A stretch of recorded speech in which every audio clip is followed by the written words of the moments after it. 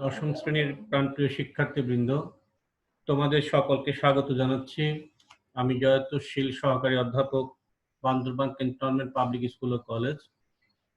প্রাণপ্রিয় শিক্ষার্থীবৃন্দ, লক্ষ্য করবে আজকে আমি তোমাদেরকে জীববিজ্ঞান বিষয় অধ্যায় 7 এক্সচেঞ্জ অফ গ্যাসেস অর্থাৎ গ্যাসীয় বিনিময় থেকে ইন্ট্রোডাকশন এবং সেখান থেকে শুরু করে হিউম্যান রেসপিরেটরি সিস্টেম অর্থাৎ শুরুতে যে ভূমিকাটুকু রয়েছে সেটুকু পড়বো, আলোচনা করব এবং মানব শ্বসন তন্ত্র নিয়ে কিছু কথা বলবো। উদ্ভিদে গ্যাসীয় বিনিময়, খেয়াল করো, gaseous exchange, exchange of gases, উদ্ভিদে গ্যাসীয় বিনিময়। আমরা জানি যে উদ্ভিদের জীবনে সালোক সংশ্লেষণ এবং শ্বসন অত্যন্ত গুরুত্বপূর্ণ দুটি প্রক্রিয়া। সালোক সংশ্লেষণ ফটোসিনথেসিস তোমরা জানো, সবুজ উদ্ভিদের খাদ্য তৈরির, খাদ্য প্রস্তুতের একটি প্রক্রিয়া, যেটা যার জন্য প্রয়োজন সূর্যের আলো, কার্বন ডাই অক্সাইড, পানি, মিনারেল, ক্লোরোপ্লাস্ট, এইগুলো আর কি। এর সাহায্যে এই সকল র ম্যাটেরিয়ালস এর সাহায্যে কার্বোহাইড্রেট জাতীয় খাবার প্রস্তুত করে। শ্বসনটা আবার একটু ভিন্ন বিষয়। এই যে প্রস্তুতকৃত খাবার, এটাকে অক্সিজেনের উপস্থিতিতে জারিত করে শক্তি উৎপাদন করে। তাহলে কি বলছে খেয়াল করো, আমরা জানি যে উদ্ভিদের জীবনে সালোক সংশ্লেষণ এবং শ্বসন অত্যন্ত গুরুত্বপূর্ণ দুটি প্রক্রিয়া, দুটি শারীরতাত্ত্বিক প্রক্রিয়া বা শারীরবৃত্তীয় প্রক্রিয়া বা ফিজিওলজিক্যাল প্রসেসেস। মূলত এই দুটি শারীরবৃত্তীয় প্রক্রিয়ার মাধ্যমে উদ্ভিদের গ্যাসীয় বিনিময় ঘটে থাকে। এই প্রক্রিয়া দুটি ঘটে রাসায়নিক বিক্রিয়ার মাধ্যমে। অবশ্যই উদ্ভিদ সালোক সংশ্লেষণ প্রক্রিয়ার জন্য বায়ু থেকে কার্বন ডাই অক্সাইড গ্রহণ করে এবং অক্সিজেন ত্যাগ করে। সালোক সংশ্লেষণের মাধ্যমে মূলত কার্বন ডাই অক্সাইড গৃহীত হয়। যেহেতু কার্বোহাইড্রেট প্রডিউস হবে, সুতরাং এই কার্বোহাইড্রেটের অন্যতম একটি উপাদান হলো কার্বন। এই কার্বনটা কার্বন ডাই অক্সাইড থেকে আসে এবং বাই প্রোডাক্ট হিসেবে অর্থাৎ উপজাত হিসেবে অক্সিজেনটা প্রডিউস করে এবং সেটা দেহ থেকে বের করে দেয়। উপজাত বলতে বাই প্রোডাক্ট বলতে যেটাকে আমরা বুঝবো টার্গেট যে প্রোডাক্ট, সেটা প্রস্তুত করতে গেলে অনাকাঙ্ক্ষিত অন্য কোনো প্রোডাক্ট যখন উৎপন্ন হবে, যেটা আবার প্রয়োজনীয় বা চাই না, সেটাই হলো বাই প্রোডাক্ট। যেমন তুমি ভাত রান্না করতে গেলে ভাতের ফেন বা ভাতের মার তৈরি হবে। ভাতটা এখানে প্রোডাক্ট, মারটা এখানে বাই প্রোডাক্ট। তুমি একটি কাপড় বানাবে, ইউনিফর্ম বানাবে, তোমাকে টেলর মাস্টার বললো যে এই পরিমাণ কাপড় লাগবে, তুমি কাপড় দিলে, বাট তোমার বডির মেজারমেন্ট নেওয়ার পরে সে কাপড়টা কাটবে, কাটার পর সেখান থেকে কিছু কাপড় অপচয় হবে, ফেলে দেবে, ওটা ঝুট, এটাই বাই প্রোডাক্ট। তরকারি রান্না করতে গেলে কাটা ছাটার পর যেটা চলে গেল সেটাই বাই প্রোডাক্ট। দেখো, অন্যদিকে শ্বসন প্রক্রিয়ার জন্য অক্সিজেন গ্রহণ করে। শ্বসনে কিন্তু অক্সিজেনটা গৃহীত হয়, কার্বন ডাই অক্সাইডটা নির্গত হয় বা ত্যাগ করে। দেখো, দুইটা রিভার্সিবল প্রক্রিয়া। কেমন? সালোক সংশ্লেষণের জন্য চাই কার্বন ডাই অক্সাইড, আবার ত্যাগ করে অক্সিজেন। শ্বসনের জন্য চাই অক্সিজেন, ত্যাগ করে কার্বন ডাই অক্সাইড। আমরা যেটা জানতাম বা আমাদের যেটা ধারণা, এখন সবাই আমরা সাধারণ মানুষ জানি উদ্ভিদ বায়ুমণ্ডল থেকে কার্বন ডাই অক্সাইড গ্রহণ করে।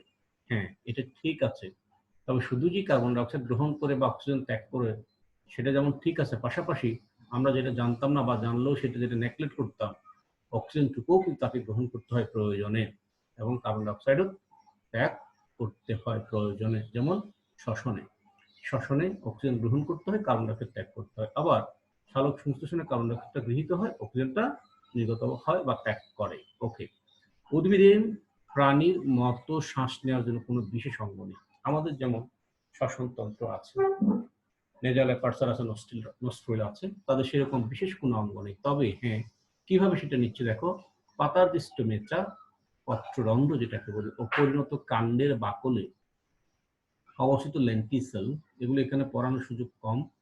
স্টোমাটা সম্পর্কে তোমাদের ধারণা থাকার কথা। আর লেন্টিসেল হচ্ছে গাছ যখন একটু ম্যাচিউর হয় তখন বোঝা যায় সেকেন্ডারি গ্রোথের ফলে গাছের গায়ে গিয়ে একটু খেয়াল করবা, ছোট ছোট ছোট ছোট সূক্ষ্ম সূক্ষ্ম ফাঁকা ফাঁকা জায়গা আছে, বিশেষ রন্ধ্র আছে লেন্স আকৃতির, এগুলো হলো লেন্টিসেল।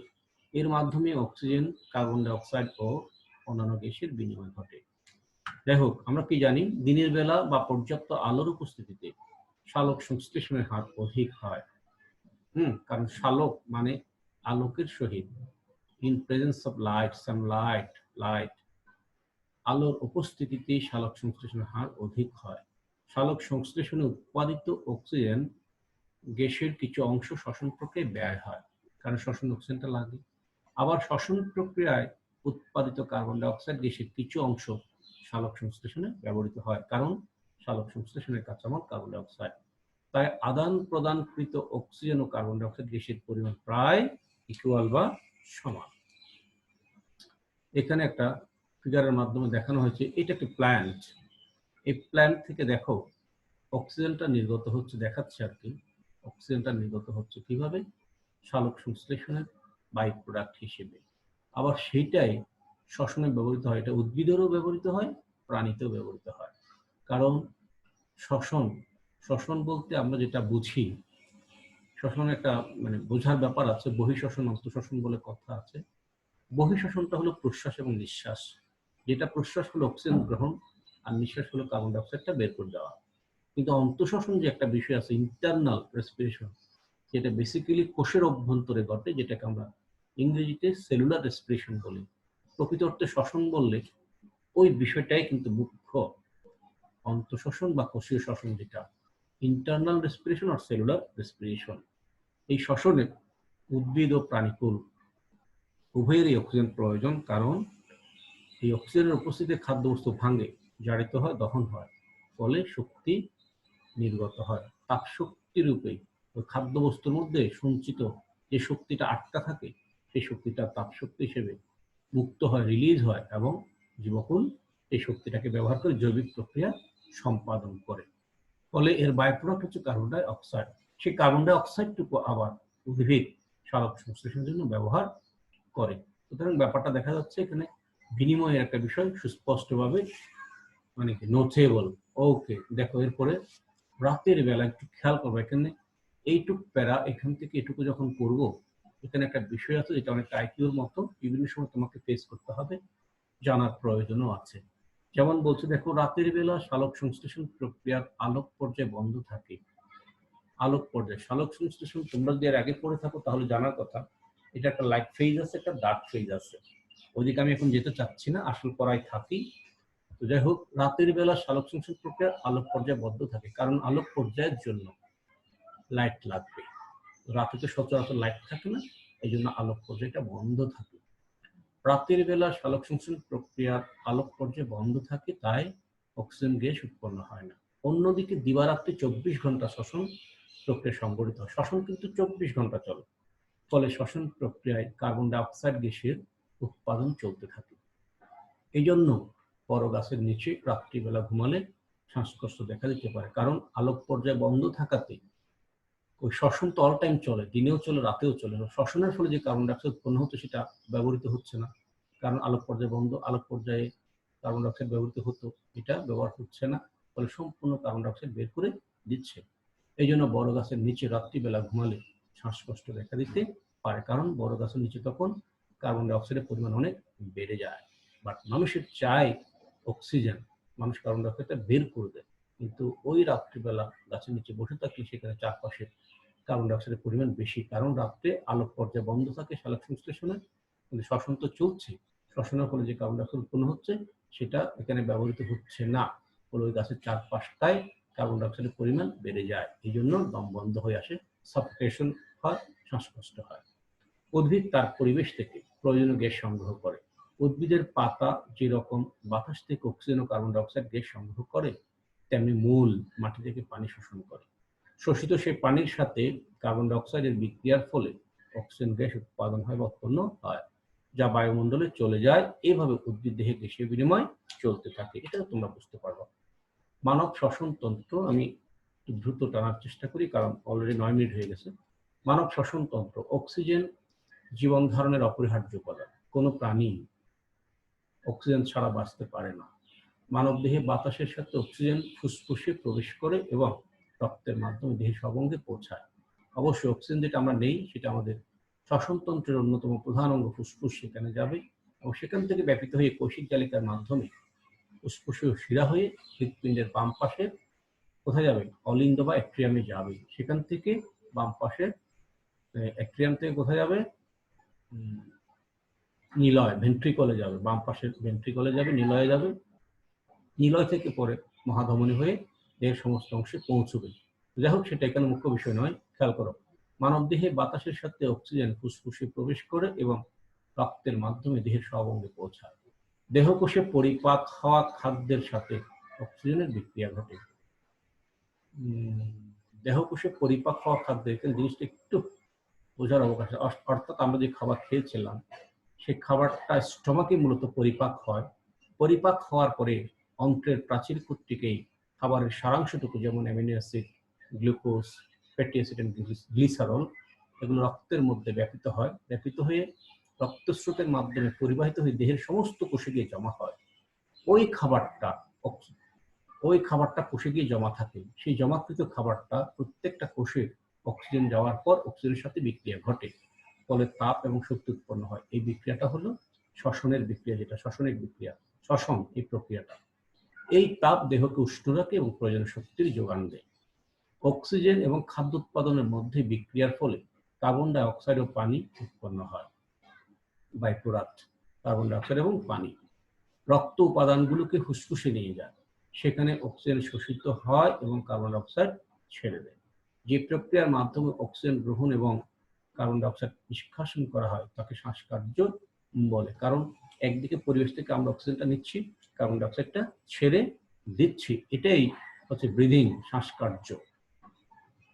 যে জৈবিক প্রক্রিয়া প্রাণীদেহের খাদ্যবস্তুকে বায়ুর অক্সিজেনের সাথে জারিত করে মজুতকৃত শক্তিকে ব্যবহারযোগ্য শক্তিতে রূপান্তর এবং কার্বন ডাই অক্সাইড নিষ্কাশন করে তাকে শ্বসন বলে। এটা আমি একটু ব্যাখ্যা দিই।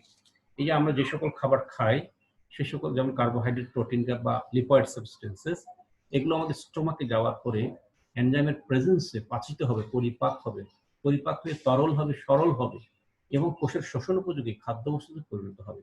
তরল তো ডাইলিউট বা লিকুইড বা ফ্লুইড, বুঝো।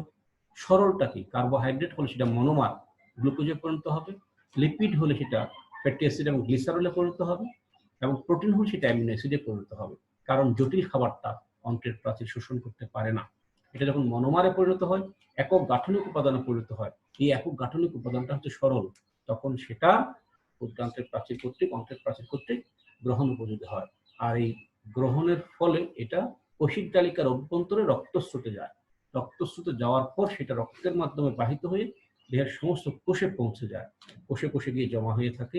এবং আমরা যখন অক্সিজেনটা গ্রহণ করি, সেই অক্সিজেন সেখানে গিয়ে খাবারটাকে ভাঙার ফলে ওই তুমি যে খাবার খেয়েছিলে সেই খাবারের মধ্যে যে শক্তিটা সংবন্ধক ছিল, স্থিতিশক্তি হিসাবে জমা ছিল, অক্সিজেন সেটাকে ভেঙে, খাদ্য বস্তুটাকে ভেঙে জারিত করে, দহন করে, ফলে সেখান থেকে সেই শক্তিটা কি হয়, তাপ শক্তি আকারে রিলিজ হয়। রিলিজ হলেই পরে সেই শক্তিটা জীব তার প্রয়োজনীয় কাজে ব্যবহার করতে পারে। এই টোটাল প্রক্রিয়াটাই হলো শ্বসন। এটা ইন্টারনাল রেসপিরেশন, এটা কোষীয় শ্বসন। এবং এর ফলে যে কার্বন ডাই অক্সাইড উৎপন্ন হয় এটা দেহ থেকে বের করে দিতে হয়, কারণ এটা দেহের জন্য ক্ষতিকর। কেন ক্ষতিকর? এটা দেহের প্রয়োজনীয় এনজাইমকে বিনষ্ট করে দেয়।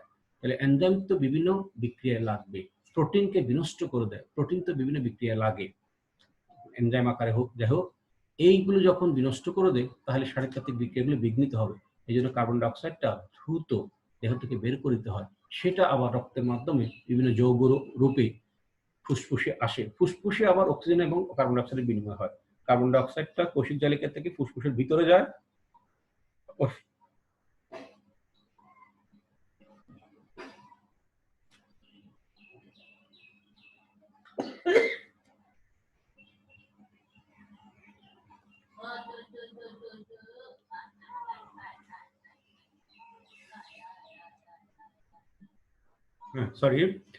ফুসফুসের ভিতর থেকে অক্সিজেনটা ব্যাপন প্রক্রিয়ার মাধ্যমে কোষিক জালিকায় প্রবেশ করে। এইভাবে অক্সিজেন এবং কার্বন ডাই অক্সাইডের বিনিময় প্রক্রিয়া চলতে থাকে।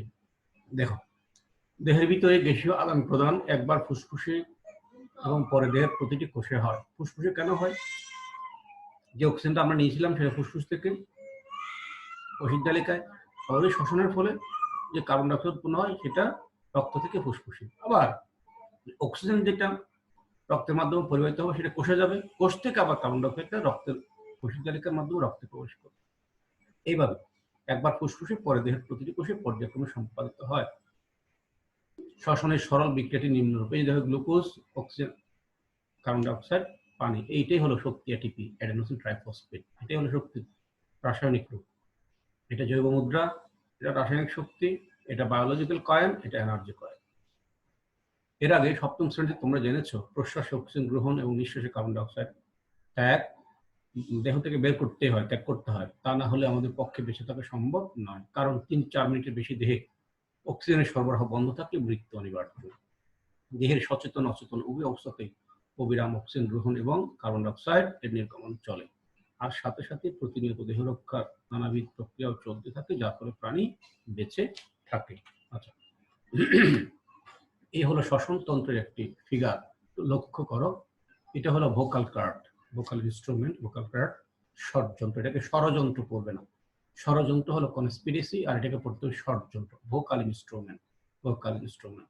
ট্রাকিয়া, এই যেটা ট্রাকিয়া। রিপ, রিপ হচ্ছে বুকের হাড়, যেগুলো পরশুকা, এখানে হয়তো সঠিকভাবে সেরকম দেখানো যাচ্ছে না। বুকের যে খাঁচা, খাঁচার যে হাড়গুলো একটি একটিকে পরশুকা বলি। ব্রঙ্কাস, এই ট্রাকিয়া যখন 2 ভাগে ভাগ হয়, প্রতিটি ভাগের একটি একটিকে ব্রঙ্কাস বলি। ব্রঙ্কাসটা যখন আরো ভাগ হয় তাদেরকে ব্রঙ্কিউল বলে। ব্রঙ্কিউলের মাথায় থাকে আরো ছোট ছোট শাখা প্রশাখা থাকতে পারে, যাই হোক এখানে এটা বলা দরকার নাই। ছোট ছোট যে লিচুর মতো যে স্ট্রাকচার বা চেম্বার, বায়ুথলি, এগুলিকে বলা হয় অ্যালভিওলাস, এক বচনে, বহু বচনে বলা হয় অ্যালভিওলাই। তারপরে এটা এই ফুসফুস একটা পর্দা দ্বারা ঢাকা থাকে, আবৃত থাকে, সেই পর্দার নাম প্লুরা, এবং এই পর্দা এবং ফুসফুসের মাঝখানে যে ক্যাভিটি, তার নাম প্লুরাল ক্যাভিটি বা প্লুরাল গাহ্বর বা প্লুরা গাহ্বর। এই যেটা হার্টটা, দেখো হার্ট এখানে দিয়েছে, এটা না দিলেও চলে। ডায়াফ্রাম, এই ডায়াফ্রামটা, এটা ফুসফুস। ডায়াফ্রাম হচ্ছে এই যে দেখো, এটা ডায়াফ্রাম, পরীক্ষায় প্রশ্ন হয় ডায়াফ্রাম কি। ডায়াফ্রামটা হচ্ছে একটা পর্দা, ডায়াফ্রামটা হচ্ছে একটা পর্দা, পেশি নির্মিত পর্দা, পেশি বহুল পর্দা। এটা মূলত এই ফুসফুস থাকে বক্ষ গহ্বরে, কারণ বক্ষ গহ্বর এবং উদরীয় গহ্বর, পেট, উদরীয় গহ্বর, অ্যাবডোমিনাল ক্যাভিটি, অ্যাবডোমিনাল ক্যাভিটি, উদরীয় গহ্বর এবং চেস্ট ক্যাভিটি, যে থোরাসিক ক্যাভিটি, বক্ষ গহ্বর এবং উদরীয় গহ্বরের মাঝখানে একটা পেশি নির্মিত পর্দা থাকে ছাতার মতো, সেই পর্দাকে বলা হয় ডায়াফ্রাম। এটা মূলত চেস্ট ক্যাভিটি বা থোরাসিক ক্যাভিটিতে যে নরম কোমল অঙ্গসমূহ থাকে, যেমন হার্ট, লাংস, প্যানক্রিয়াস ইত্যাদি ইত্যাদি, এগুলোকে এই যে অ্যাবডোমেন, পেট যেটাকে আমরা বলছি অ্যাবডোমেন, অ্যাবডোমিনাল ক্যাভিটিতে যে আন্তর্যন্ত্র থাকে, যে মনে করে স্টমাক, ইন্টেস্টাইন ইত্যাদি, এগুলোর চাপ থেকে নরম অঙ্গসমূহকে সুরক্ষা দেয়। পাশাপাশি শ্বসনের সময়ও এটা কিন্তু বেশ গুরুত্বপূর্ণ ভূমিকা পালন করে। দেখো, যে অঙ্গগুলোর সাহায্যে শ্বাসকার্য পরিচালিত হয় সেগুলোকে একত্রে শ্বসনতন্ত্র বলে। শ্বসনতন্ত্রের সাথে সম্পৃক্ত অঙ্গগুলো হলো নাসারন্ধ্র এবং নাসাপথ, গলনালী এবং বা গলবিল, ষড়যন্ত্র, শ্বাসনালী বা ট্রাকিয়া, বায়ুনালী বা ব্রঙ্কাস, ফুসফুস এবং মধ্যচ্ছদা বা ডায়াফ্রাম, যেটা আগে পড়িয়েছি। নাসারন্ধ্র, নাসাপথে আসো। শ্বসনতন্ত্রের প্রথম অংশের নাম নাসিকা বা নাক। আমাদের প্রত্যেকের একটি করে নাক আছে, এটা মুখ গহ্বরের উপরে অবস্থিত একটি ত্রিকোণাকার ট্রায়াঙ্গুলার ক্যাভিটি।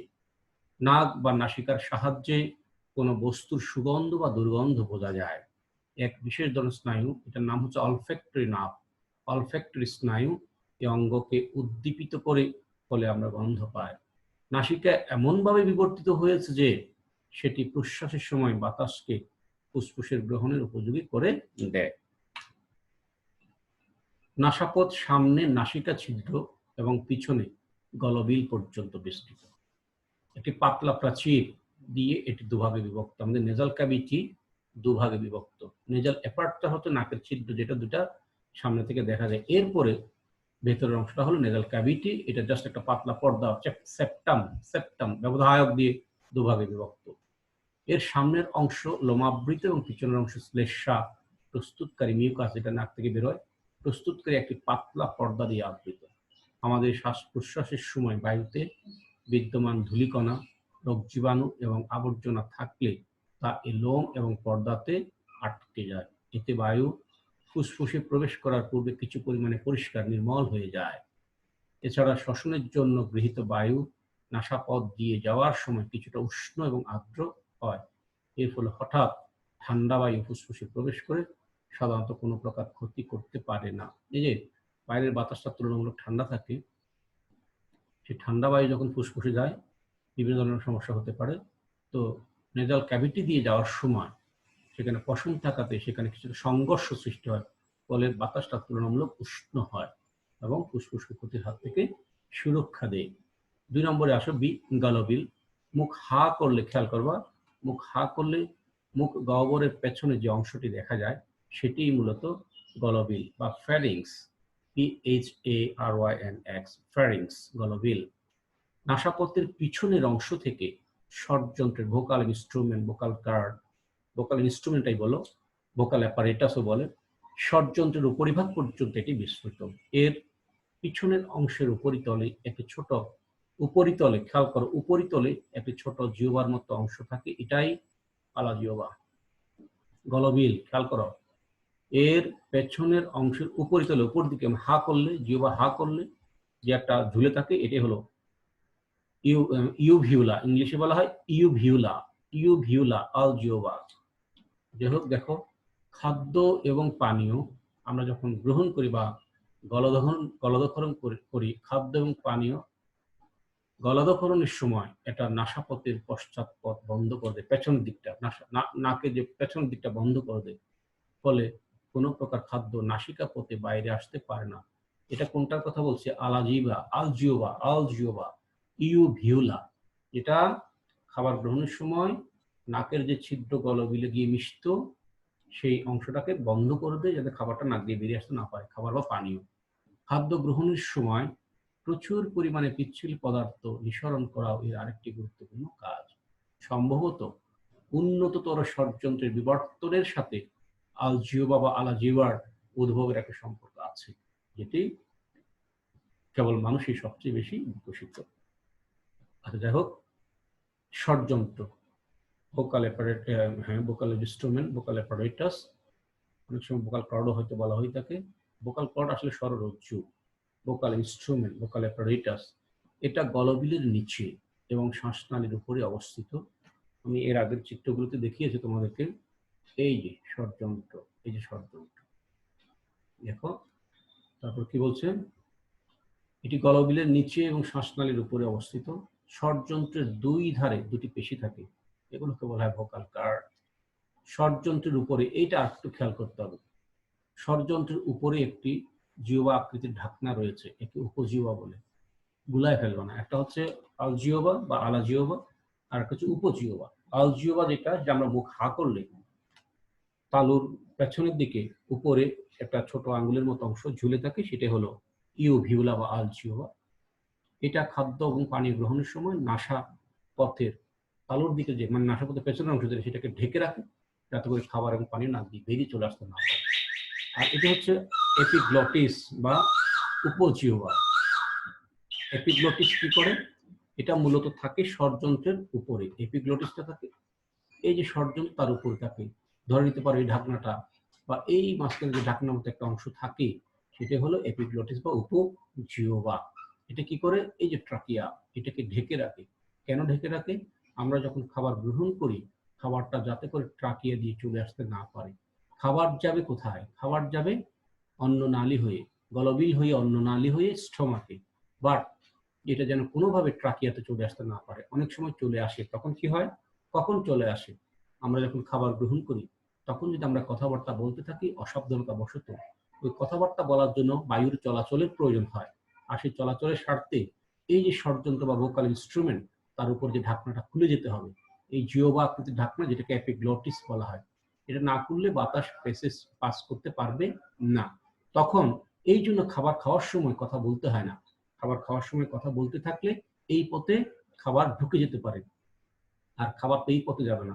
খাবার পরিপাক হতে হবে, সেটা যেতে হবে স্টোমাকে, সেটা যেতে হবে গলবিল হয়ে, অন্ননালী হয়ে। এখানে ঢুকে পড়লে এটা ফুসফুসে ক্ষতি করবে। তাই কি করে? ট্রাকের ভিতরে সংবেদী সিলিয়া আছে, পশমের মতো গঠন, প্রোটোপ্লাজমীয় গঠন, সেটা সংবেদ সৃষ্টি করে এবং ধাক্কা দিয়ে ঠেলে আন্দোলন সৃষ্টি করে এটাকে বের করে দেয়, ফলে নাক মুখ দিয়ে বেরিয়ে যায়। আর আমরা তখন বলি কেউ হয়তো তোমার কথা বলছে। আসলে এটা ঠিক না। এটা হলো বৈজ্ঞানিক ব্যাখ্যা, আমি যেটা বললাম সেটাই। এটাকে বলে বিষম খাওয়া। এইটাই হলো উপজিহ্বা বা এপিগ্লটিস, আলজিহ্বা নয়। আলজিহ্বার ইংলিশ হচ্ছে ইউভিউলা, আর এটার ইংলিশ হচ্ছে এপিগ্লটিস। আচ্ছা, দেখো, যেটা বলছিলাম, আমরা এই ষড়যন্ত্রে পড়ছিলাম। এই ষড়যন্ত্রের উপরে একটি জিহ্বা আকৃতির ঢাকনা রয়েছে, একে জিহ্বা, উপজিহ্বা বা এপিগ্লটিস বলে। শ্বাস প্রশ্বাস নেওয়ার সময় এটি খোলা থাকে এবং এই পথে বাতাস ফুসফুসে যাতায়াত করতে পারে। খাওয়ার সময় ওই ঢাকনাটা ষড়যন্ত্রের মুখ ঢেকে দেয়, ফলে আহার্য দ্রব্যাদি সরাসরি খাদ্যনালীতে প্রবেশ করে। শ্বাস প্রশ্বাসের কোনো ভূমিকা নেই। শ্বাসনালীতে আসো, এটি খাদ্যনালীর সামনে, যেটা ট্রাকিয়া, ট্রাকিয়া এটা আমি আগেই দেখিয়েছি। তাহলে ট্রাকিয়াটা আরেকবার একটু দেখে আসি। এটা ট্রাকিয়া, তারপরে এটা ব্রঙ্কাস, ট্রাকিয়া যেখানে দুই ভাগে ভাগ হয়েছে, ফুসফুসে প্রবেশ করেছে, এইটা ব্রঙ্কাস, এটা ট্রাকিয়া। দেখো ট্রাকিয়ার কথা বলছি, শ্বাসনালী। এটি খাদ্য নালীর সামনে অবস্থিত একটি ফাঁপা নল। এই নালীটি ষড়যন্ত্রের নিচের অংশ থেকে শুরু করে কিছু দূর নিচে গিয়ে দুভাগে বিভক্ত হয়ে দুইটি বায়ুনলের বা ব্রঙ্কাসের সৃষ্টি করে বা সৃষ্টি হয়। এগুলো শ্বাসনালী। এর প্রাচীর কতগুলো অসম্পূর্ণ বলয়াকার তরুণাস্থি ও পেশি দিয়ে গঠিত। যাই হোক, এর অন্তর্গত ভেতরে কিছু ঝিল্লি আছে, ঝিল্লি দিয়ে আবৃত থাকে। এই ঝিল্লিতে কিছু সূক্ষ্ম লোম থাকে, এটাকে আমি সিলিয়া বলেছিলাম। সূক্ষ্ম লোমযুক্ত কোষ থাকে।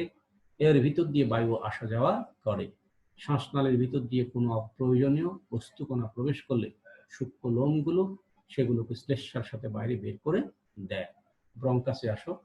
শ্বাসনালী ষড়যন্ত্রের নিম্নাংশ থেকে শুরু হয়ে ফুসফুসের নিকটবর্তী স্থানে গিয়ে ডান এবং বাম দিকে দুটি শাখায় বিভক্ত হয়। এই শাখাগুলো যথাক্রমে বাম এবং ডান ফুসফুসে প্রবেশ করে। এগুলো ব্রঙ্কাই নামে পরিচিত।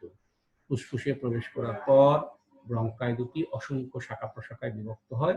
এগুলোকে অনুক্রম শাখা বলে। এদের গঠনশৈলী শ্বাসনালীর অনুরূপ, অর্থাৎ ট্রাকিয়ার মতো। ফুসফুস দেখো, ফুসফুস শ্বসনতন্ত্রের প্রধান অঙ্গ। এটা একটা এমসিকিউ, এটা মনে রাখতে হবে। কি বলছে দেখো, ফুসফুস শ্বসনতন্ত্রের প্রধান অঙ্গ।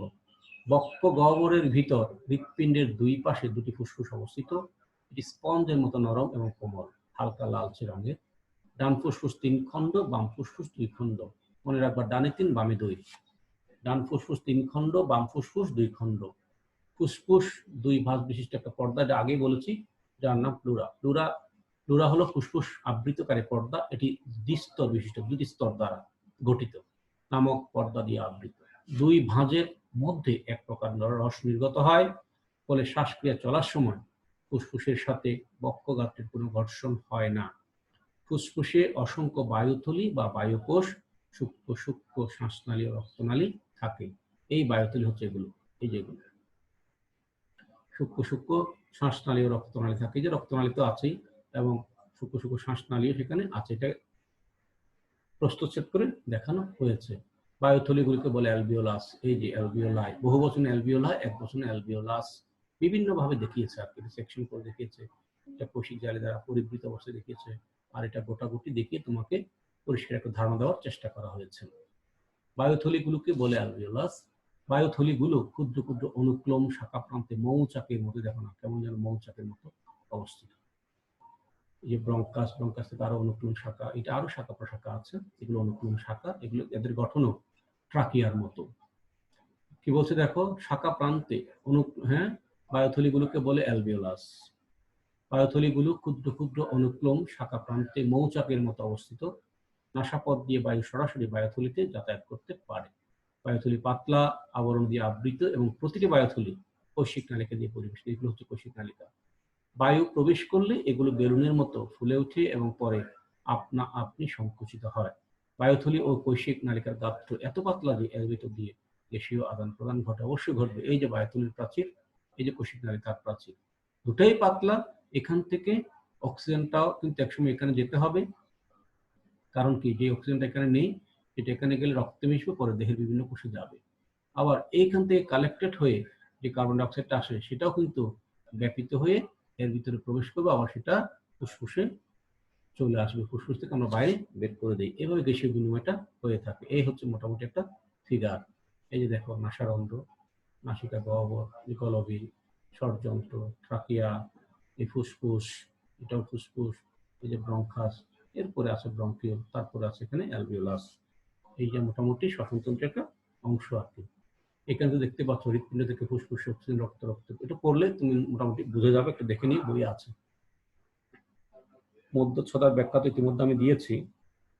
বক্ষ গহ্বর ও উদর গহ্বর পৃথককারী পেশিবহুল পর্দাকে মধ্যচ্ছদা বলে। এটি দেখতে অনেকটা প্রসারিত ছাতার মতো। মধ্যচ্ছদা সংকুচিত হলে নিচের দিকে নামে, তখন বক্ষ গহ্বর আয়তন বৃদ্ধি পায়। এটি প্রসারিত হলে উপরের দিকে ওঠে এবং বক্ষ স্বাভাবিক অবস্থায় ফিরে আসে। মধ্যচ্ছদা প্রশ্বাস গ্রহণে গুরুত্বপূর্ণ ভূমিকা পালন করে। এ পর্যন্তই ছোট্ট একটা হোমওয়ার্ক দিচ্ছি, মানব শ্বসনতন্ত্রের বিভিন্ন অংশে বর্ণনা দেয়। তো যাই হোক, সবাই ভালো থাকবে, সুস্থ থাকবে। Best of luck. Thank you very much.